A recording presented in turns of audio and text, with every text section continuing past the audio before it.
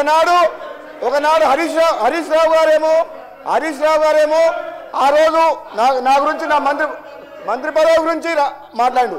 మళ్ళా కడియం శ్రీహరి గారు మాట్లాడారు మా పార్టీ గురించి. అధ్యక్ష, మా పార్టీ అంతర్గత విషయం గురించి ఎవరి మంత్రులు కావాలి ఎవరి మంత్రులు కావాలి మా పార్టీ అధిష్టానం ముఖ్యమంత్రి గారు నిర్ణయం తీసుకుంటారు.